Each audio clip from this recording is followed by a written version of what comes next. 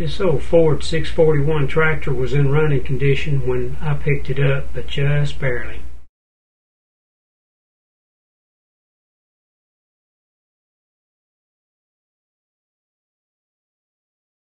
I had a background soundtrack that I was going to use in this video and was prohibited from doing so because of copyright infringement.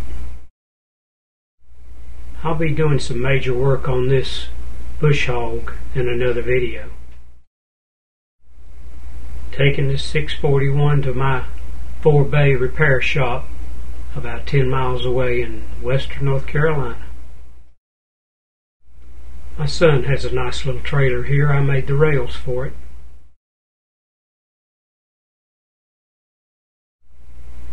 Darby, near Wilkesboro, North Carolina, some beautiful country. The alternator and crank pulleys do not line up. The correct Ford pulley is on the right, the GM pulley is on the left. The alternator lines up correctly now, I just need to change to the correct pulley. Now it's correct. New Ford belt, new Ford pulley. This original alternator bracket had to be modified.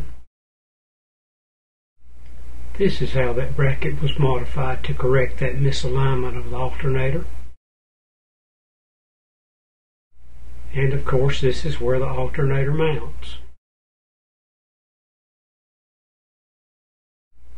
These old GM alternators are easy to work on. It's usually the regulator shown here or the diode trio. This isn't a good photo, but I made a drive for that hour meter out of a bolt. And that part, if you bought it, would be $60. This fuel bowl was leaking when we picked this tractor up. The bowl was cracked and the bail was bent. I bought this one online. It isn't original, but it will do. This oil pan was leaking a lot of oil and it had a big dent in it. You can see here where the oil pan gasket was pushed out by tightening the bolts too tight, and the bolt holes were deformed as well. I put washers at all the dimpled bolt holes and straightened the pan with a drift. The oil pan has been straightened, the dent removed, and the new gasket's in place, and I'll use Indian head shellac on it, and it'll be ready to install. The valve cover gasket was in pieces as you see here. Bad oil leak.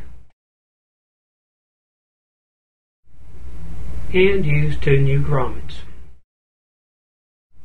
I had to loosen and tilt the tank to be able to adjust the valves on this and remove the cover.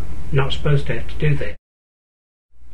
I'm going to try to raise those front fenders a little bit when I put them back on so I won't have to loosen this tank to adjust the valves. Painting the new exhaust pipe and tailpipe. I made a new clamp out of a old Harley clamp I had back when I used to have a Harley. These flex hoses are no good for anything but just emergency use. Always use a regular preformed molded hose.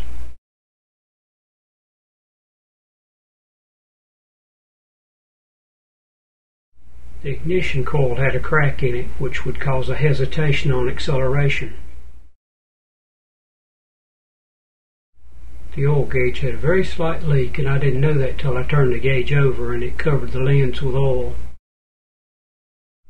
I made a fitting to use a GM oil pressure switch in conjunction with this new gauge to work the oil pressure light I installed. Timing mark is on the flywheel on the right hand side. I straightened out the wiring here to make sure it was safe.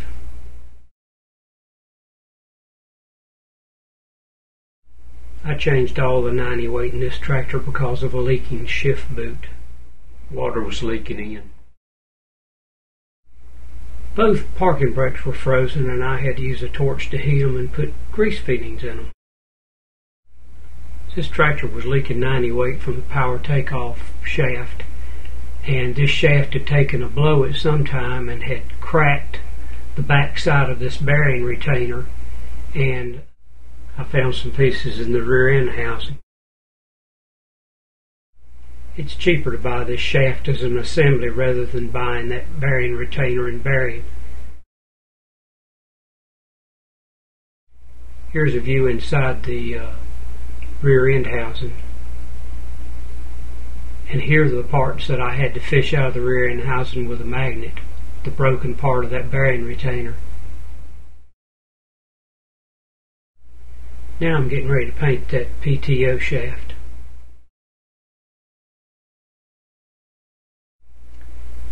A new shaft will come with this little cover to keep the dirt out.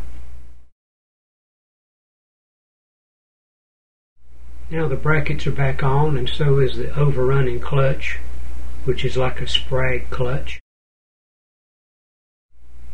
Now to start taking this old dash apart, fixing these gauges. I installed a green ignition on light and a red oil pressure warning light. Taking the dash assembly off the steering column. Now you can see the steering gear, which is like 2 gears in one. It has 2 pitman arms, one on each side. Well, this is all that was left of that poor old steering wheel. I covered it with some air conditioning hose that I had in the shop, and that worked out real well, had a good feel to it. And then I had a little bit of trouble finding a lace-on steering wheel cover, but I finally found one online and I installed that. You can turn the switch to the right to start, or you can turn it to the left and use the original foot starter switch. Here's the new switch and keys, and in order to make this work I had to add a relay, shown here because the Ford solenoid works by ground to make it work. These universal seats are available at tractor parts places and online too.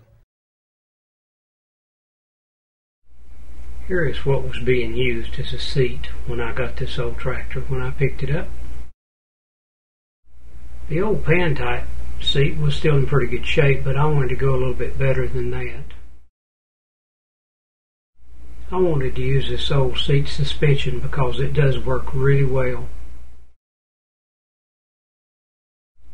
I made some new brackets that will bolt right up to the seat holes that were there on this new seat. This is a little bit safer, I think, and it certainly does look better.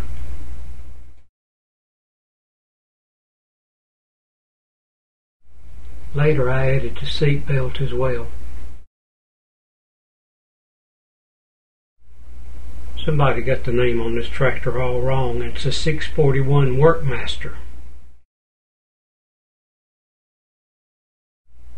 I'm not a body man, but I did pick up some body skills just as a hobby. This grill was all bent up, and the lower part of the grill shell had body lead and rust. This is so rusty and so damaged it really needs a new shell, but I'll do the best I can with it. The bottom part of both fenders is just about completely rusted away. This is where it mounts. Again, trying to make something out of nothing, trying to do the best I can with it. I'm using body lead where I can. It'll hold up a lot better. Now I've got it ready to paint. Looks a little bit better.